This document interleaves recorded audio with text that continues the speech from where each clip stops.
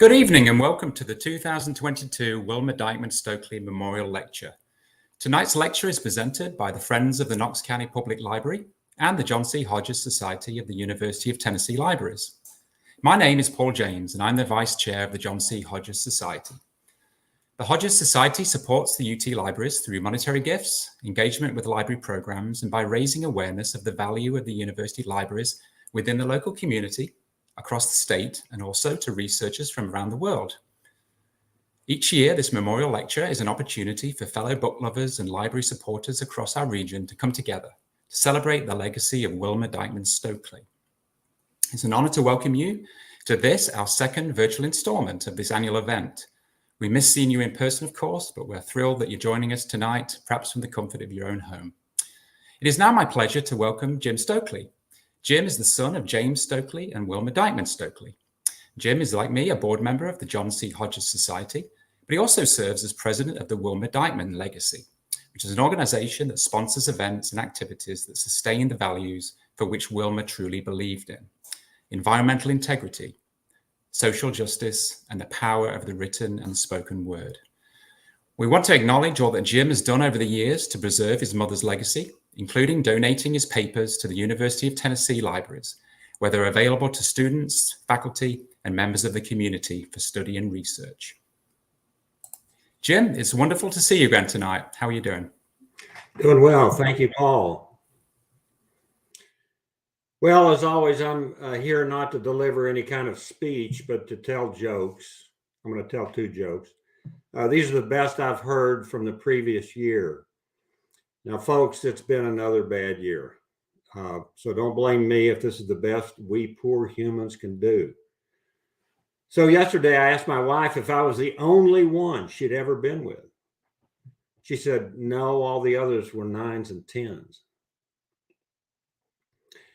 And you know, CEOs and presidents and chancellors want all their employees to participate in their retirement plans. And about 3 p.m. yesterday, Chancellor Plowman stormed into Library Dean Steve Smith's office and said, "Why haven't you signed up for our 401k?" And Steve said, "I can't run that far." All right, jokes are over. Quick update on the activities of the Wilma Dykeman Legacy. Our second book, entitled No Work in the Grave, Life in the Tow River Valley, will be published in April. Ron Eller, historian emeritus at the University of Kentucky, calls it, quotes, an Appalachian memoir of the highest order, unquote. I know some of you here tonight are friends of Wilma Dykeman. I'd like to invite all of you who care about rivers, social justice, the written word, and the spoken word to become friends of Wilma Dykeman. Just visit www.wilmadykemanlegacy.org. So my mother was passionate about safeguarding this natural environment of ours. Basically, we're part of the natural environment.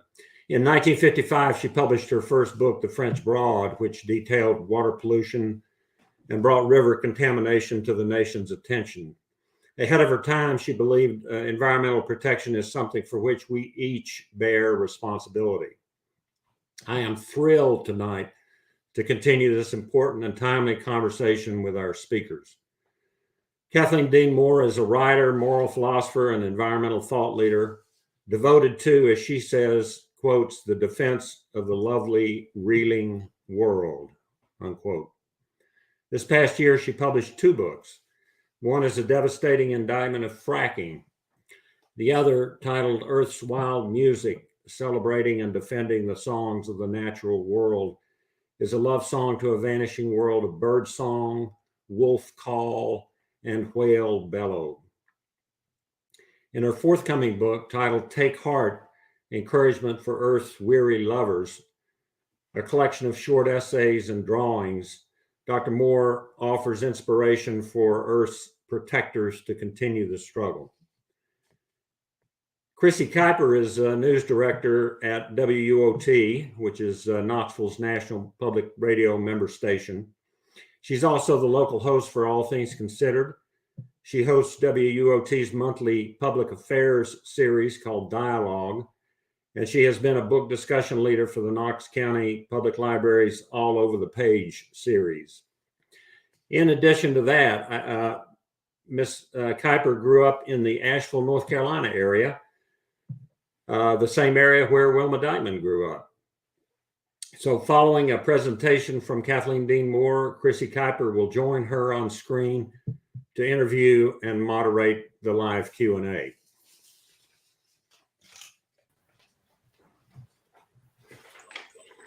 Thank you so much. Those were good jokes. And it's always good to start out with laughter. I have a really good joke, but I won't tell it because my husband says, don't tell that joke. Well, thank you, Ms. Moore, and thank you so much for joining us virtually this evening from the far west. We are so happy to have you as our speaker and to hear about a topic that was dear to my mother. It is such an honor to be here, and it is such an honor to give the Wilma Dykeman Stokely lecture. I would like to have been her friend. I think we could have been, given what we both care so much about, I think we could have been really good friends. So as I've learned more and more about Ms. Stokely, what I really understand about her is that she so deeply loved this place. And that's what I want to talk about today, what that love means and what it asks of us. And I thought that I would do that in the 30 minutes that I have by telling stories about three rivers and a song. And so we gather here in Tennessee at a hinge point in planetary history. You could drive a nail through this decade, this one, and the fate of this beautiful earth would swing in the balance. And the question then is, what kind of a story will these pivotal years be? So obviously it could be a horror story with zombie cockroaches. It could be scripture with all its terror and grace. The story of global warming, I think, is definitely a crime novel. Or it could be a choose your own adventure novel, exciting new ideas, great leaps of imagination, a new sense of empowerment, and the weepy joy of relief and redemption. I bet it's a thriller. Whether we can stop fossil fuels in time and draw down the greenhouse gases in the atmosphere before runaway planetary change is irreversible. But the story that I want to tell, in the end, is a love story to this glorious planet. So what I want to explore tonight is two questions. Really, I'm only going to ask two questions. One is, what does it mean to love the world? And my second question is, what does that love ask of us in a time of the greatest peril and the greatest promise the world has ever seen? So I've been thinking about Tennessee. When people in Oregon think about Tennessee, we don't necessarily think of whiskey or the Smokies or the place where the tow truck was invented. You know what we think about? We think of Dolly Parton. We think of My Tennessee Mountain Home. I'm going to play it for you in the background if I can. Maybe I can't. But it's a lovely song. And the song that My Tennessee Mountain Home is this moving, nostalgic story about what Dolly Parton loves about this place. And if you know the words, you'll know that she makes reference to June bugs on a string, which is something new to me. She talks about fireflies when evening shadows fall. An eagle spreads its wings. A songbird on the fence post sings a melody. And here she is, walking home from church on a Sunday with the one you love, just talking, laughing, making future plans. Life as peaceful as a baby's sigh. So beautiful. So much to love. And what a beautiful love story that she has in this song. So even though I have never been to Tennessee, I get it. I mean, I'm a nature writer, and that means that my work is loving the world. I guess you might say that I am a professional world lover. And I take my inspiration from the poet, Mary Oliver, and her poem, Messenger. My work is loving the world. Are my boots old? Is my coat torn? Am I no longer young and still not half perfect? Let me keep my mind on what matters, which is my work, which is mostly standing still and learning to be astonished. You know, when I started out to do my nature writing, everything was so simple. I was in love with the world, and so were you, and so was Dolly Parton, and so was Mary Oliver, and nature writing was just a love song. And celebrating the world was easy. You just go someplace astonishing and open your heart and open your notebook. But then, loving the world got more complicated. And even as I was celebrating this glorious world, it was slipping away. Since Dolly Parton wrote that song in 1973, 40% of everything that has the breath of life, animals and plants, has been erased from the face of the earth. 4 out of every 10 beings. And Dolly, did you know that in the time since you wrote that song, fireflies are in decline all around the world? Can you imagine, Dolly, losing fireflies? Crickets and insects in general are down 33%. The eagles that you mentioned in the song, Dolly, they are getting lead poisoning from bullets, and their numbers, which have just soared into beautiful numbers, are now falling again, 4 to 6% in the last 50 years. And songbirds, the populations of the birds that we love the best, the red-winged blackbirds and the robins, the thrushes, they have been cut by 1/3. We only hear 2/3 of what we used to hear. Thomas Berry says, it's our generation that's witnessing the end of the era that we evolved in.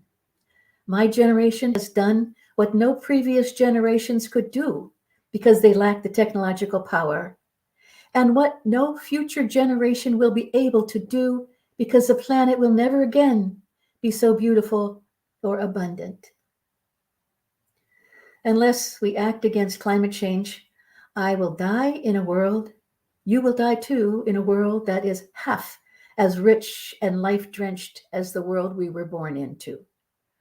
My grandchildren will be able to tear out half the pages in their field guides. They won't need them. And as for the line in Dolly's song, laughing, talking, making future plans, wow, just wow, making future plans. I'm very aware of a statement made by 500 scientists led by a Stanford team. What they said was that unless immediate action is taken to reduce greenhouse gases, by the time today's children are middle-aged, the life-supporting systems of the planet will be irretrievably damaged. By the time today's children are middle-aged, the life-supporting systems of the planet will be irretrievably damaged. Irretrievable from the French trouver, never to be found again. And even so, the big oil executives, to increase the already unimaginable profits, are devising business plans that would knowingly take down the great systems that sustain human life and all the other lives on Earth. The peril, the moral peril, the planetary peril, laughing, talking, making future plans. So tell me again, what does it mean to love the world? I want to answer that with a story. It's a story from Erstwhile Music. It's a story about my grandson. 12 years ago, I took my newborn baby grandson to the pond where I often go for comfort. I held him in my arms and sang to him an old lullaby that made him soften like wax in a flame, molding his little body to my bones. He fell asleep in my arms, unafraid. I will tell you, I was so afraid. Poets warned us, writing of the heartbreaking beauty that will remain when there is no heart to break for it. But what if it's worse than that? What if it's the heartbroken children who remain in a world without beauty? How will the children find solace in a world without wild music? How will they thrive without green hills edged with oaks? How will they forgive us for letting frog song slip away? When my grandson looks back at me, I will be on my knees begging him to say I did all I could. I didn't do all I could do. It isn't enough to love a child and wish him well. It isn't enough to open my heart to a bird-graced morning. Can I claim to love a morning if I don't protect what creates its beauty? Can I claim to love a child if I don't use all the power of my beating heart to preserve a world that nourishes children's joy? I will say this: loving is not a kind of la-di-da. Loving is a sacred trust. To love is to affirm the absolute worth of what you love and to pledge your life to its thriving, to protect it fiercely and faithfully for all time. So we who love the world had better get down to work, which raises my second question. What is the work of loving the world? To answer this, I'm going to take you to three beautiful places, to three rivers, and we will together accept the stories they tell about what we who love the world are obliged to do. What is my work? What is the work of loving the world? So let's go to the first river. Let's go to the slough on the Marys River that's only just maybe a mile from my home. The message of that river, I'll make clear right away, is that loving the world calls us to praise and celebration. It's pretty good luck to live in a time of thrush song, to live in a time of 1,200 species of rhododendrons, many of them in your own national park, to live in the time of laughing children and frogs that sing love songs. What do we make of that good fortune? Well, I'll answer that, but I'll take a stab at answering that. But that means that I have to tell a story about frogs, and it takes place in a slough on this Marys River near my town. This story also is from Earth's Wild Music. So my husband is a scientist. He is a self-described hard scientist. You should see us try to paddle a canoe. The philosopher, me, in the bow. The scientist, Frank, in the stern. I'm rejoicing at the sounds of the night, and Frank is explaining the biomechanics of frog song. Imagine blowing up a balloon, he says. Now imagine blowing up a balloon made of your neck skin, he says. Now imagine blowing it up twice your size. Now, he says, hold it there and tremble all night long. The energetics of this music are so tough, so much energy expended that it could kill a frog. Some tree frogs, he says, have only enough energy to sing for 3 nights. 3 trembling nights. Imagine that. Imagine the silence of the frogs on day 4, he says. So I do. What can I do? I sit quietly and listen to that silence. And then he says, now, imagine swallowing a moth so big that you have to push it down your throat with your eyeballs. We look across the slough, the path of the moon glittering with the discarded wings of 1 trillion flying ants.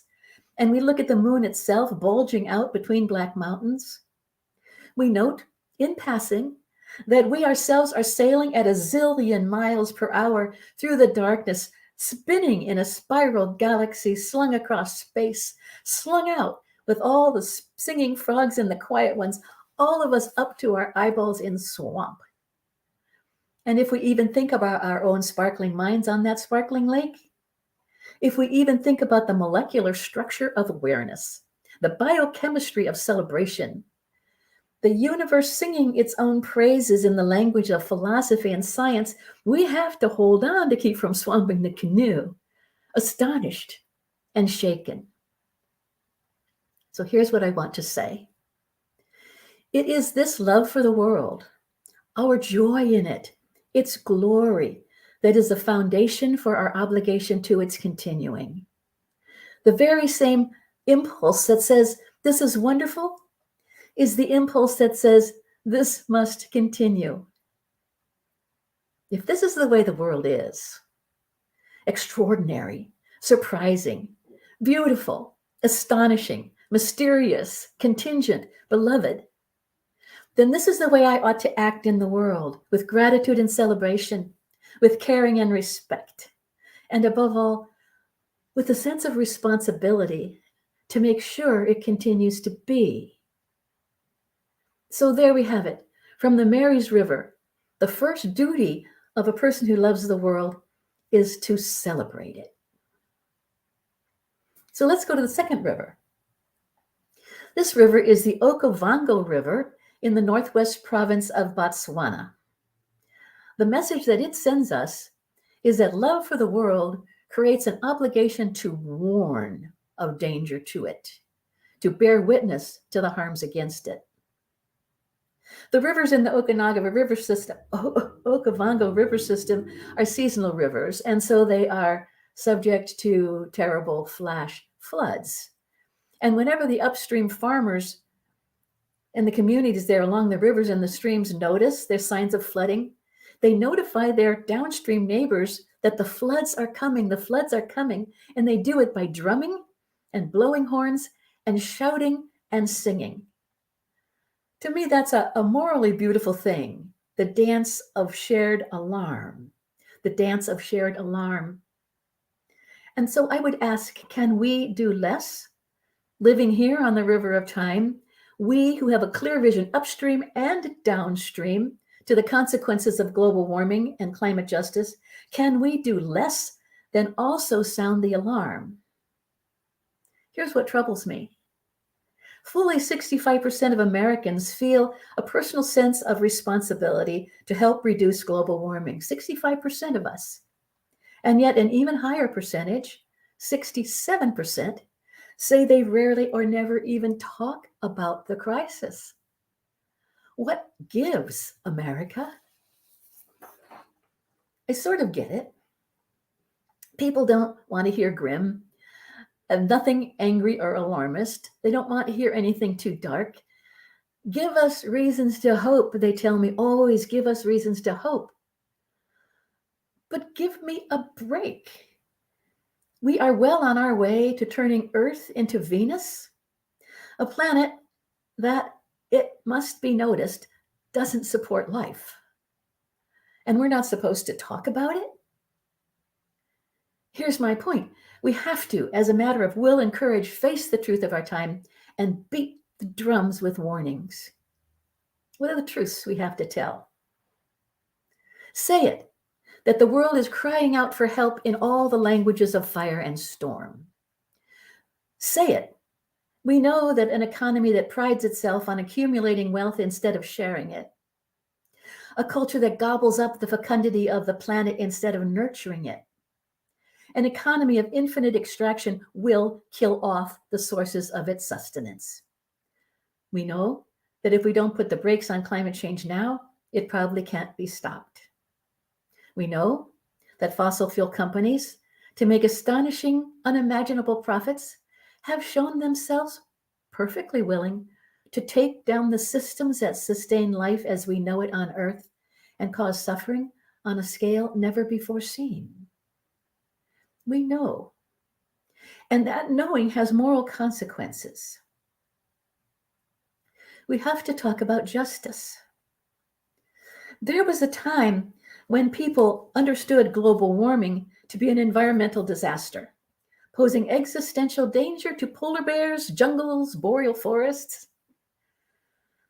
But climate change is now revealed as also a global crisis of social and racial injustice, shimmering with human suffering, and that suffering falls first and most severely on the poor, especially women and children, on people of color, and on indigenous people north and south.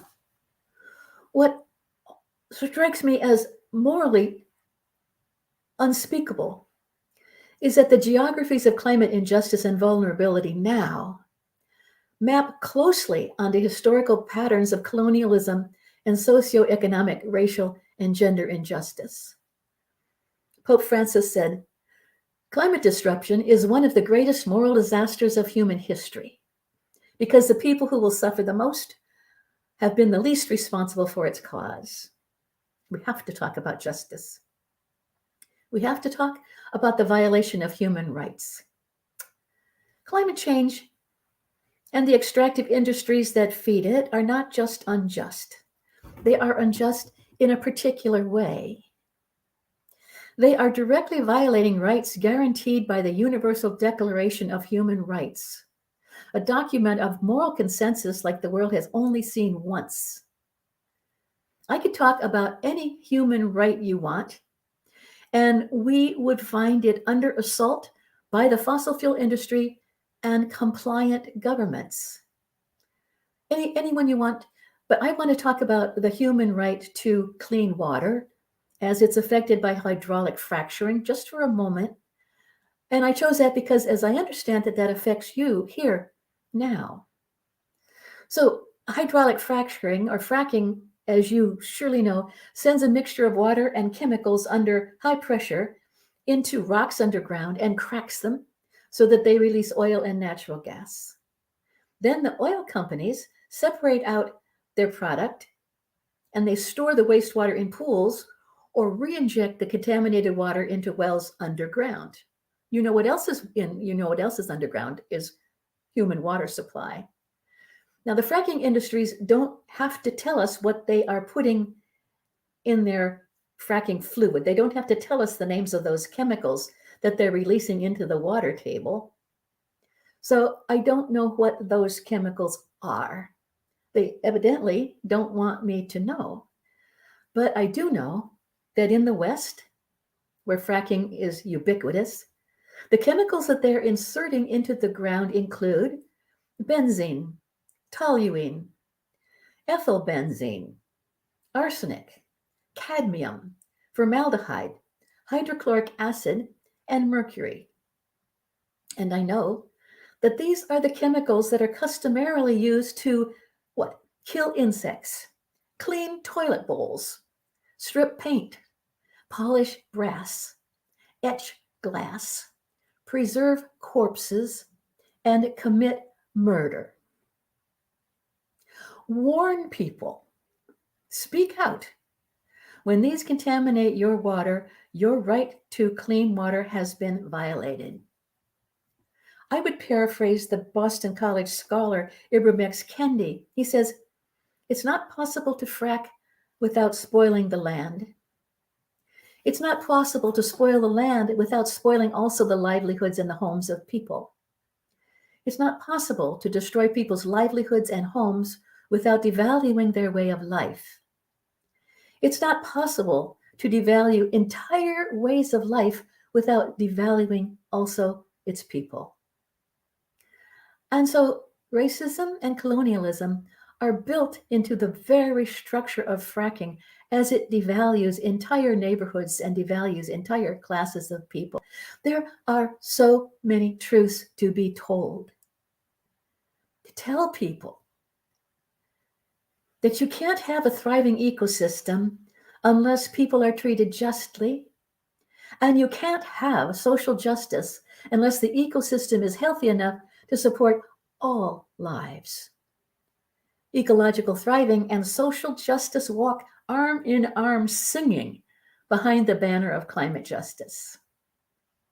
So that's what the Okavango River tells us, that the Earth lover's second duty is the duty to warn, the duty to speak out. So let's go to the third river. This is the Willamette River. This is my home river. And this is telling us a story about Earth lovers' duty to protect, defend, obstruct, resist the forces that would destroy what we love too much to lose. So let me tell you a story about a town very near my hometown. It's the town of Lancaster, Oregon. And it now consists of an outdoor restaurant that's called the Junkyard because it has this junked car in the parking lot. And pickup trucks pull in, dragging clouds of country western music and dust, and dogs snuff around this hurricane fence. This is what is now this is what it is now, but 150 years ago, Lancaster was this bustling steamboat landing on the Willamette River. It had everything: grain and planks to be loaded for Portland, preachers and shysters walking down the docks. I can imagine rain shining on the backs of the Calapooya captives who are carrying heavy loads up the boat ramps. I can imagine the algae smell of the river, the wood smoke, the spice of fresh cut lumber. All of that would be easy to imagine except for one thing. Today, Lancaster is nowhere near the river. From the junkyard parking lot, the land stretches east over grass fields and pasture land. There is no sign of a river. As it happened, just as Lancaster, the river town, was getting going, the river picked up and left in the dark. When people went to bed, the Willamette was flowing along past town nice and steady, but heavy rains were falling on snow up in the mountains, and sure enough, the river rose quickly into the Great Flood of 1861. And that flood ripped at the riverbanks and tore out the great cottonwoods, and sometime in the night, the river force jammed up against the mud and up against the cottonwoods that had fallen into the river, and with nowhere to go, the river tore open another channel, and by morning, it was flowing along 2.5 miles away, nice and steady, and it has been there ever since. My friend Gordon, who is a geomorphologist, said that is an avulsion. An avulsion. That's the word for what happens when a river's own force creates so many blockages that it drops its load and goes a different way. I will tell you, I have never been so excited about a word in all my life. Avulsion. Yes, that's what we need. Let us create avulsions. I will tell you, I had been in despair. The planet is caught up in a river that's rushing toward hot, stormy, dangerous future. And the river is powered by huge amounts of money invested in terrible mistakes that are dug into the very structure of the land, this woven braid of fearful politicians and preoccupied consumers and cowardly universities and reckless corporations and bewildered parents, everybody in some odd way feeling helpless against the force of that business as usual river. I had agonized. How could Earth's defenders ever stop a river that flows with that kind of power? But I get it now. We don't have to stop the river with one big dam. We just have to jam it up all over the place. And that's the fun part. Because once it's jammed up, the heedless force of the river will do most of the work and find itself a new direction. So our work, and the work of every person who loves this world, is to make a small deflection in complacency, to make a small obstruction to profits, to block business as usual, to find a better way, to stop injustice, and then another jamming up.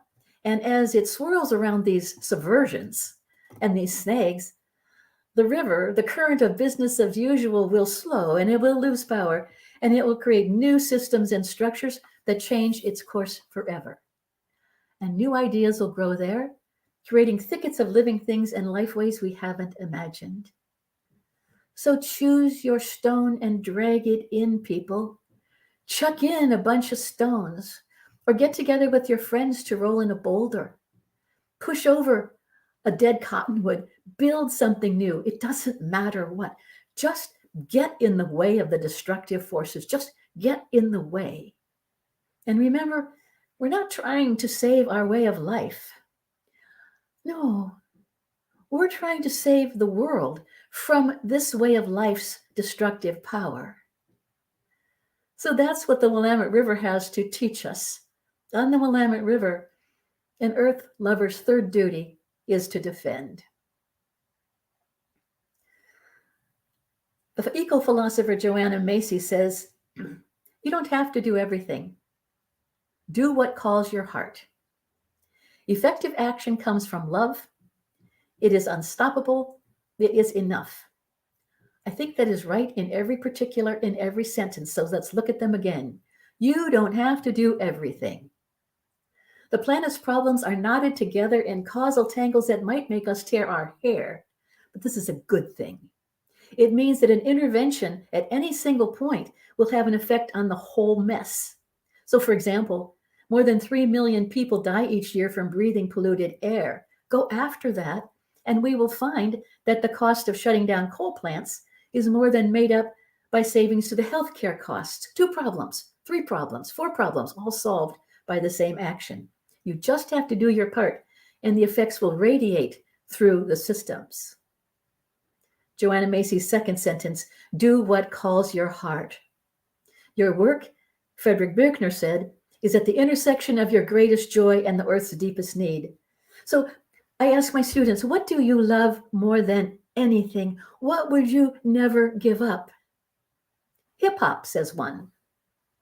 Then you are a force of justice. You are a voice of justice. You are a witness to wrongs. You are a beacon of a better way, I tell that student.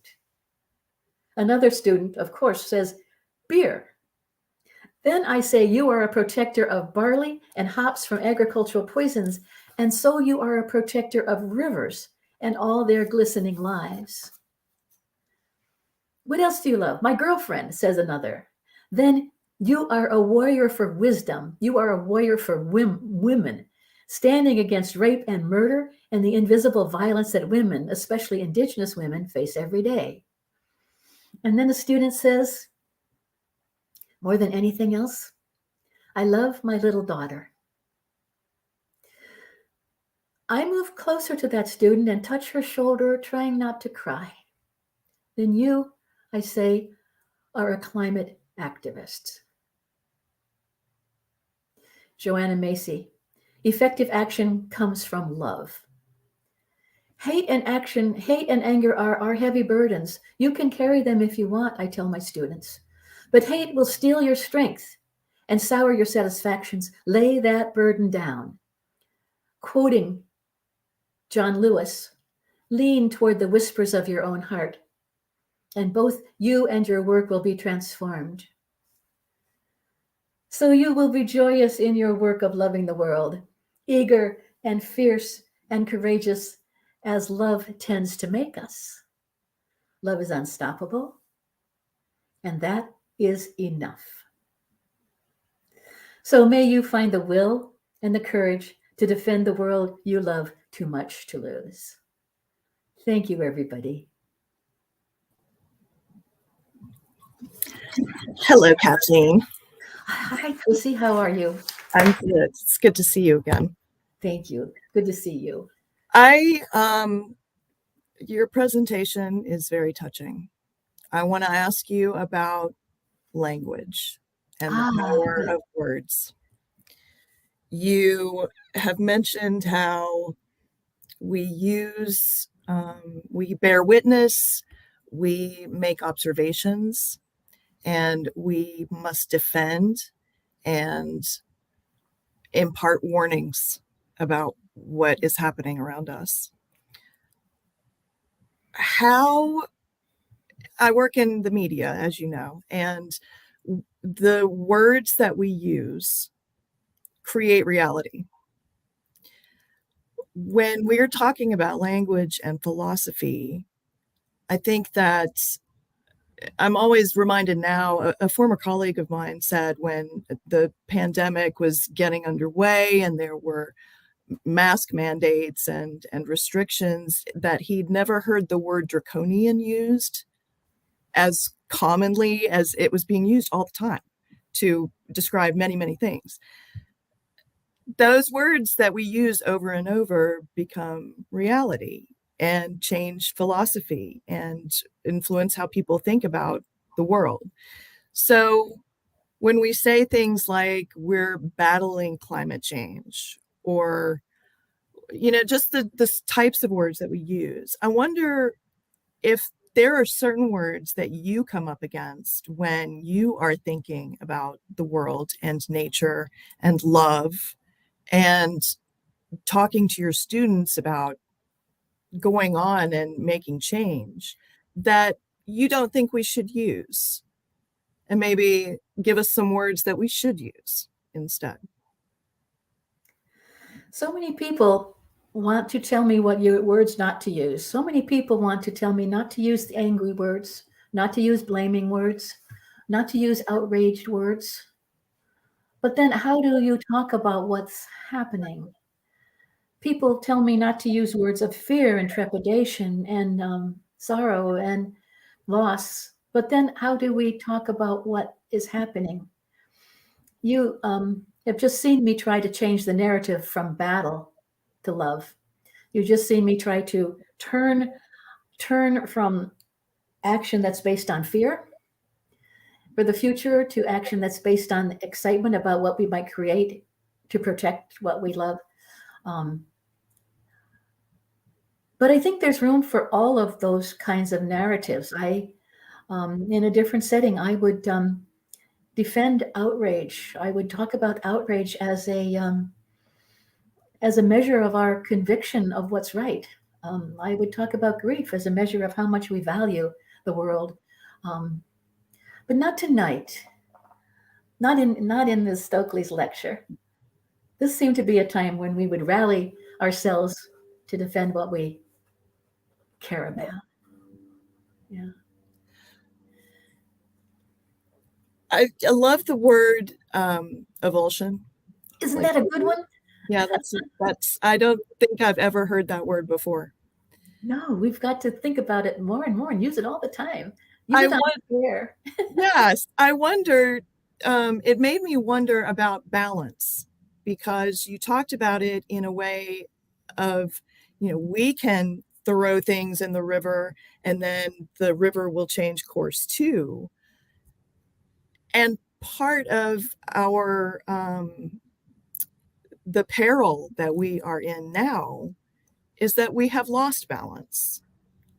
And so I wonder about our place in natural balance. Do you think it is possible for humans to find that balance again, even though there will always be humans who will profit off of the destruction of the climate and who will aim to destroy in order to profit? Is that possible? Yeah, I don't know. But the story I told about the Willamette River was a story about equilibrium. That river got out of equilibrium. It had all that power behind it. It had nowhere to go. So that power was building up, and then it solved that problem itself, flipping, and it created its new equilibrium. Now it's in a new channel and it's flowing along, I would say, in some kind of balance. Do I think humans will find balance? A balance is generally between two things, right? So are we looking for a balance?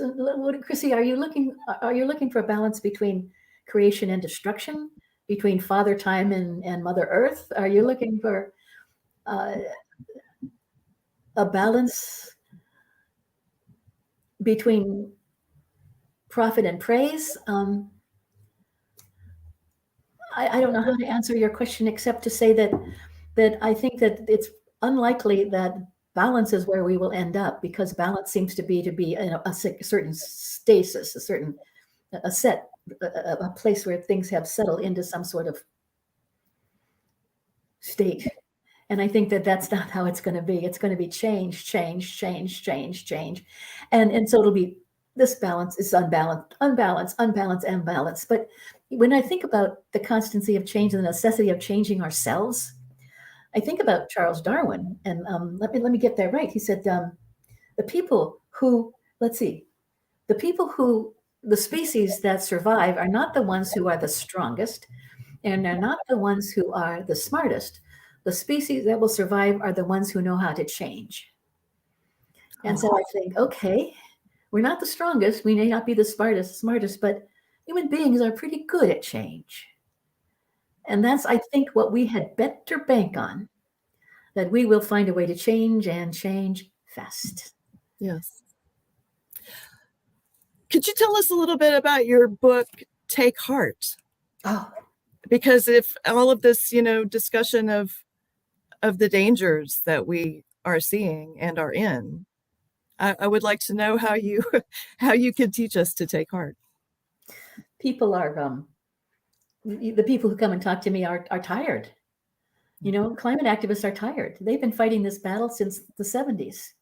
People are discouraged. They don't seem to be making any progress. And every time we think we've made progress, it turns out that it isn't much progress. And so they're sad. And the question is, how can we keep going? Because we have to. How can we keep going? And the important thing about that book is it is not offering hope. And we can talk about hope if we want to. It's not offering hope. It's offering courage. It's kind of offering, it's offering a strengthening of the heart to meet times of crisis. We may, many books, and it happens all the time in climate change books, and I'm sure you've seen it too in people you interview, that they'll tell a really glum story about climate change, and then at the end, the last chapter is always the chapter about hope. Right? Is that right? And it seems so fake to me. If you're going to end up, it seems so fake to me. First, I'm going to dig a hole and put you in it, and then I'm going to do a little swing. Well, that's not fair. So people think that, shall we go into this? People think that they really have only two choices, and one is, on the one hand, is hope, and the other is despair.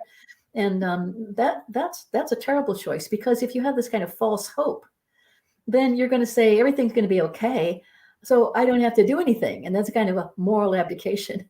Or you can say, I'm in complete despair. No matter what I do, nothing good is going to go happen. And that also is a moral abdication, because if that's the case, I don't have to do anything. So I can hope or I can despair. Either way, I am off the hook. But I would encourage people to think about that as a false dichotomy, because between hope and despair, there's this moral ground that we call integrity. It's not taking action because we think we can win. It's not taking action because we think we're going to get some sort of result, some outcome from it. We take action because it's right. You live simply. You don't, because you don't believe in taking more than your fair share. You treat the earth kindly because you love it. And so that's where I would encourage people to start thinking about, is what is right, not necessarily what will get us what we want. How do you use anger then? When you use your outrage and your anger, there's a certain level of acceptance that we all have to come to in order to move forward with anything. And certainly when looking at the possible decimation of our own ecosystem and habitat, there are things we have to be prepared to accept in order to make change, if possible. So where does the outrage come into it, and how do we use it for something creative? Yeah, I think that it's interesting to note that if this climate change, ecosystem destruction were, as some people still probably believe, a natural process, we wouldn't feel anger about it. We would feel horrible. We feel horror, and we would feel grief, and we would feel desperation, but we wouldn't feel anger. The reason anger comes in is that because the changes that are taking away what we love so much are intentional acts. They are knowing acts. The fossil fuel industry knows exactly what it's doing. It knew long before we knew. Spent a lot of time trying to trick us about that too. So when you have someone who's doing something harmful knowingly and intentionally, now we have something that the philosophical word for that, I guess, is evil, and we might as well say that. A person might as well say that. And people say you shouldn't be judgmental. You shouldn't call people. You shouldn't call people to account for what they do. And I say, well, if that's the case, then are you not abdicating? Are you not abandoning what you believe is right if you can't call anybody to account? So I'm not meaning we needed to be vindictive. And I have to tell you, Chrissy, I take terrible heat for this by all my friends who are such forgiving people. But I think some things that are happening are unforgivable. Unforgivable. So your question is a really, really good one about how we turn anger into something creative.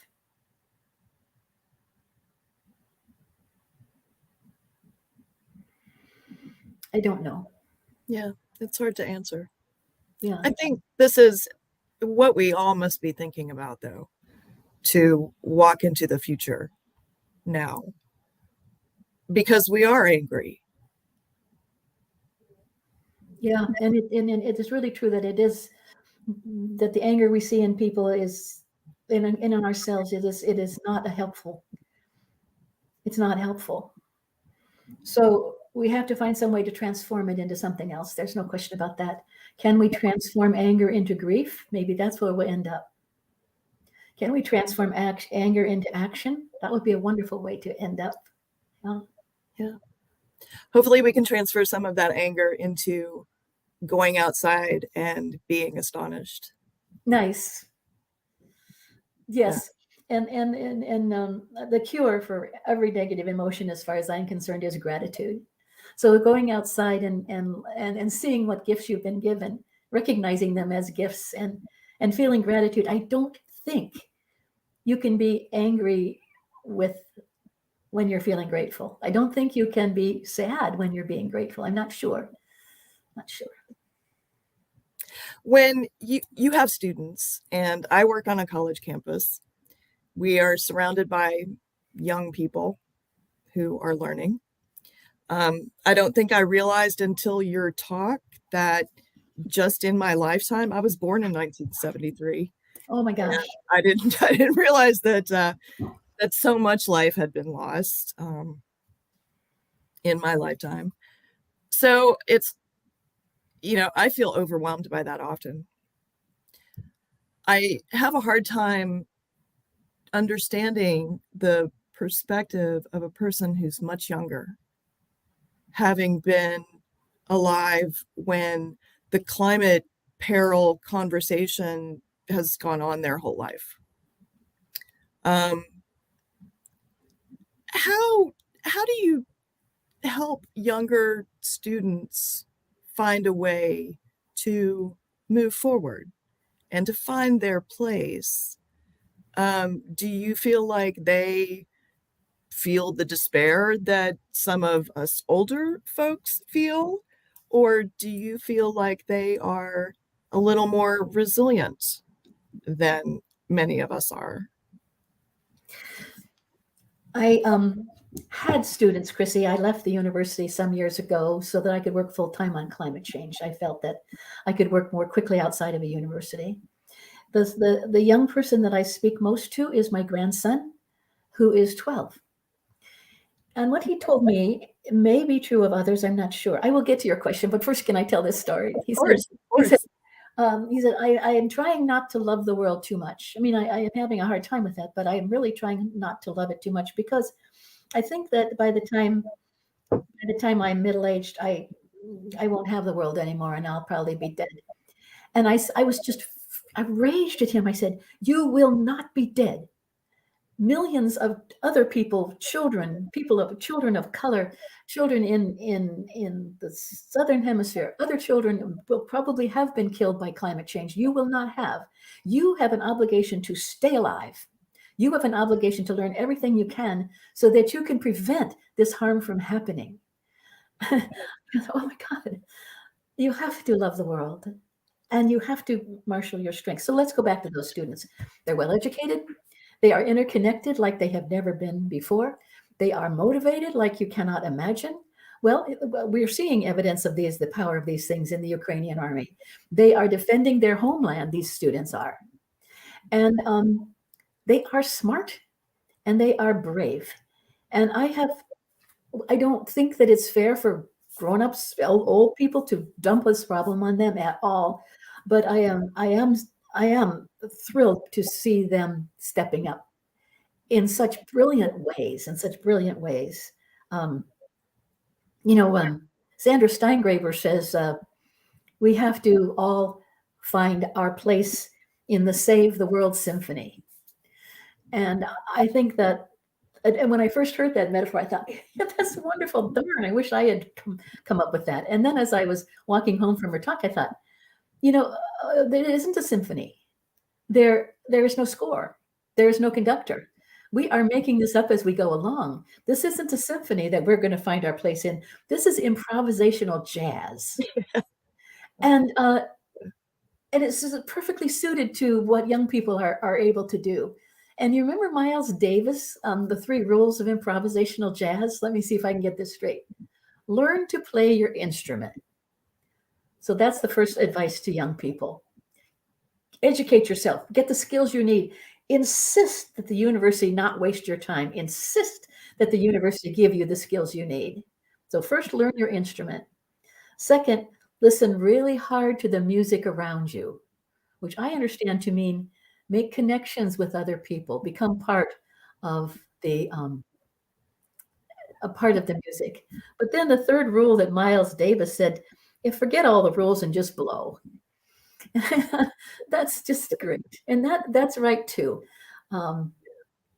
It's time for action, and sometimes we'll make mistakes and sometimes we'll hit the jackpot, but we need to act. So when a student comes into my office and asks me, how can I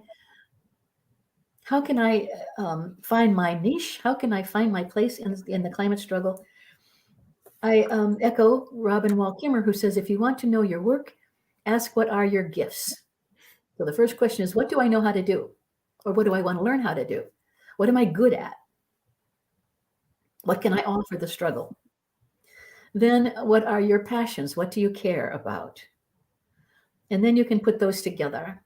So if I have a person who wants to be, for example, a nurse, is training to be a nurse, now is the time, because everything has to change, now is the time for that student to go to his or her computer and Google nurse plus climate action. And there'll be this plethora of things that they can do, organizations they can join, ways they can be a nurse in ways that help the earth and help the future and help the people and help justice. If a student I'm majoring in electrical engineering, Google electrical engineering and climate action. It's a silly thing to say, but it's really very empowering, because the question people come to is always, what can one person do? And the answer to that, I think, should be stop being one person. Join up with other people and find your way. So I think that what they find when they do this Googling is that there are people already out there who are doing brilliant things, and they just need to start asking themselves questions to find their place. Am I happiest when I'm for something? Am I happiest when I'm against something? Do I like to work privately, making changes in my own life? Do I want to work with a group out in the public sector? When I'm fighting against something, do I want to fight against something dangerous and powerful, or do I want to fight something my own size? So they really think hard about who they are and what they kind of do. And my colleague, Sue Ellen Campbell, and I are putting together that kind of a questionnaire for students so that they can go through and make a choice and find their way through this map, choosing their own adventure to the climate action that fits them to a T. And it's our way of addressing what so many people ask us. I really, really want to help, but I don't know what I want to do, and I don't want to waste my time. Those are 2 good questions, and they deserve good answers. And they can always be improvisational. Well, I have one more question for you, and then I think we're going to move to the moderated question and answers from our audience. You told us before the audience showed up that you've never been to Tennessee. Isn't that terrible? Well, no. I mean, I've been to Oregon. Beautiful, beautiful. I'd love to go again. So my question for you is, when are you coming? When are you coming? That's lovely. I grew up in Ohio, and I went to school. And when it was time for me to go to graduate school, my husband said, let's go to a place that has beautiful rivers. So I applied to school in Washington, Colorado, and Oregon, and was admitted and went to school then in Colorado. And then when he was getting a job, he says, let's find even better rivers. And so we came to Oregon. But and so we kind of skimmed off the top of the continent and missed you guys. So I almost got there this week. It was close because Yeah. If it had been for COVID, I could have come. I would have loved that. I don't know when I'm going to come. I feel housebound right now, but thank you. Thank you. You come visit me and then I'll come visit you, Chrissy. I will do that, and you are welcome anytime. Thank you.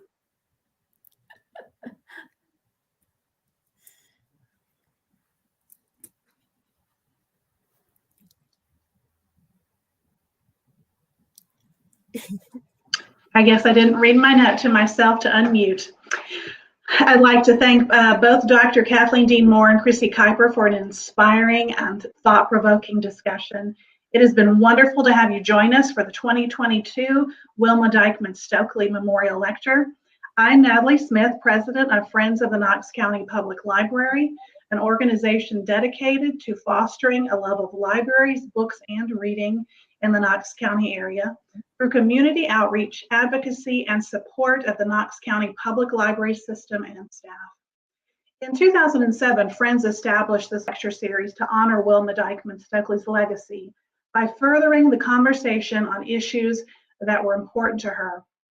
And when the University of Tennessee Libraries acquired her papers in 2013, it was the perfect opportunity for our two organizations to join together in celebration of this remarkable voice of our region. We take great satisfaction in advancing her cherished causes, promoting writers with ties to the Appalachian South, furthering social justice, and preserving our environmental integrity, especially when we're able to share in these inspiring evenings with fellow library and book lovers just like you. We are proud of our partnership with the John C. Hodges Society, which is now in its 9th year. If you value events like this, I encourage you to become a member of Friends of the Knox County Public Library or the John C. Hodges Society of the University of Tennessee Libraries, or both. You can learn how by following the links on the screen. We'd love to have you join us. Thank you again to our presenters, Kathleen Dean Moore and Chrissy Keuper, and thank you for joining us. We wish you a lovely evening.